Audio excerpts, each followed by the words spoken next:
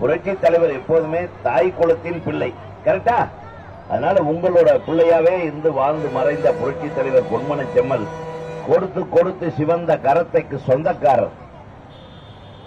அவருடைய மறைவுக்கு பின்னால் ஒரு பெரிய போராட்டத்துக்கு பின்னாடி இதே தெய்வம் புரட்சி தலைவி அம்மா அவர்கள் இதே சின்னத்தை மீட்டெடுப்பதற்காக, இதே கொடியை மீட்டெடுப்பதற்காக பல்வேறு சிரமங்களை கடந்து இந்த திமுக காரங்களுக்காகவே துவங்கப்பட்ட இந்த கட்சி, புரட்சி தலைவர் இந்த திமுகவை எதிர்த்து ஆரம்பித்த இந்த கட்சியை புரட்சி தலைவியும் எதிர்த்து அதிலும் அவர்களிடமிருந்து மக்களை காப்பாற்றுவதற்காக கடைசி வரை போராடியவர், அதில் வெற்றியும் கண்டவர் புரட்சி தலைவி அம்மா அவர்கள்.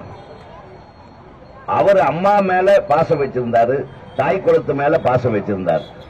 தாய் குலத்துக்கு புரட்சி தலைவர் பிள்ளைன்னா ஒட்டுமொத்த அனைத்து இந்திய அண்ணா திராவிட முன்னேற்றத்துக்கும் புரட்சி தலைவி அம்மா அவர்கள் அம்மா தாய். ஆக இந்த பாச பிணைப்பில் தான் இந்த அனைத்து இந்திய அண்ணா திராவிட முன்னேற்ற கழகம் இன்று வரை இயங்கிக் கொண்டிருக்கிறது. அம்மா அவர்களின் மறைவுக்கு பிறகு, பெரும் போராட்டத்துக்கு பிறகு அண்ணன் எடப்பாடியார் அவர்கள் அரும்பாடுபட்டு, உங்களுக்கு தெரியும், எலெக்ஷன் ஆரம்பிக்கிறதுக்கு 4 நாளைக்கு முன்னாடி வரையிலும் கூடவே இருந்து குளிபறிச்ச ஒரு கும்பல் நம்மளை அழிக்கிறதுக்கு முயற்சி பண்ணாங்க, இரட்டை இலையை முடக்கிறதுக்கு முயற்சி பண்ணாங்க. அதுகிட்ட இருந்து நம்ம தப்பிச்சோம். பெரியவர்களே, தாய்மார்களே, அவர் கையில பலாப்பழத்தை கொடுத்து அனுப்பிட்டாங்க. எதுக்கு யூஸ் ஆகாது? பலாப்பழத்தை ரொம்ப நேரம் கையில வச்சுட்டு இருக்க முடியாது. முள்ளு குத்து, தோல்ல சுமந்தாலும் முள்ளு குத்து, தலையில சுமந்தாலும் முள்ளு குத்து. அதோட சேர்ந்து பார்த்தா மன்சூர் அலிகானுக்கு பலாப்பழத்தை கொடுத்துட்டாங்க. அப்படின்னா நம்மளை எதிர்த்தவர்கள், நம்மளை எதிர்ப்பவர்கள், நமக்கு துரோகம் செய்கிறவர்களுக்கு எந்த நிலைமையை புரட்சி தலைவி அம்மாவுடைய ஆன்மாவும் புரட்சி தலைவர் எம்ஜிஆர் அவர்களுடைய ஆன்மாவும் எப்படி அவர்களை தண்டிக்கிறது என்பதை நீங்கள் சற்றே சிந்தித்து பார்க்க வேண்டும். அதை விடுவோம், இது நமக்கு தெரிஞ்சதுதான். நம்மளை எதிர்த்தவன் யாரும் இன்னும் 100 ஆண்டு காலங்கள் ஆனாலும் அனைத்து இந்த அண்ணா திராவிட முன்னேற்ற கழகத்தை எந்த கொம்பனாலும் அசைக்க முடியாது என்று சொன்ன புரட்சி தலைவி அம்மா அவர்களின் வார்த்தைக்கு இணங்க இன்றைக்கு இந்த கட்சியை காப்பாற்றி களம் கண்டு கொண்டிருக்கிறோம்.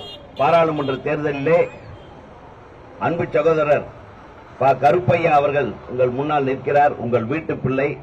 யார் யார் நிற்கிறாங்கன்னு உங்களுக்கு தெரியும், ஒரு பெரிய விஷயம் இல்லை. அதெல்லாம் சொத நவுத்து போன பொறி மாதிரி. இந்த நவுத்து போன பொறிகள்லாம் இங்க வியாபாரத்துக்கு சரிப்பட்டு வராது. இவர் நச்சுன்னு இருப்பாரு. பொன்மன செம்மலின் வாரிசு, புரட்சி தலைவியின் வாரிசு மாதிரி. அதாவது அரசியல் வாரிசு அல்ல, இந்த கட்சியில் இருக்கிறவங்க எல்லாமே புரட்சி தலைவருக்கும் புரட்சி தலைவிக்கும் வாரிசுகள் தான்.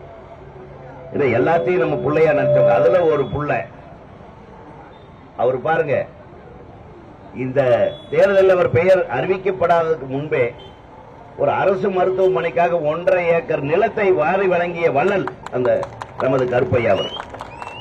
அந்த அளவுக்கு செய்வீங்களா? பெரியவர்களே, தாய்மார்களே, நம்ம வீட்டு புள்ள. அப்புறம் இந்த வைகோ சைக்கோன்னு அவருடைய புள்ள ஒருத்தர், பாவம், அவர் பேசவும் தெரிய மாட்டாங்க, ஒன்றும் தெரிய மாட்டாங்க. அவர் ஏதோ இந்த ஸ்டாலின், இது ஒரு குடும்ப அரசியல், ஸ்டாலின் இருக்கிறவர் இந்த கட்சி உருப்படாதுன்னெல்லாம் கண்ணா பின்னான்னு பேசினவர். ஸ்டாலின் அதிகமா திட்டினவர் அவர் தான்.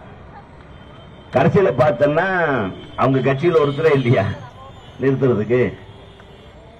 அவருக்கு அந்த கட்சியில போன உடனே, திமுக கூட கூட்டணி சேர்ந்த உடனே அந்த வியாதி வந்துருச்சு, குடும்ப வியாதி வந்துருச்சு. சக்கர வியாதின்னு சொல்லுவாங்க இல்லையா, அந்த குடும்பத்துக்கு வந்தா அப்பனுக்கு வந்தா மகனுக்கு வருன்ற மாதிரி திமுகவில் சேர்ந்த உடனே இவருக்கு சக்கர வியாதி மாதிரி குடும்ப வியாதி வந்துருச்சு. அவர் பிள்ளைய கொண்டாந்து நிறுத்திருக்காரு இந்த துறையை. நன்றாக சிந்தித்து பாருங்கள்.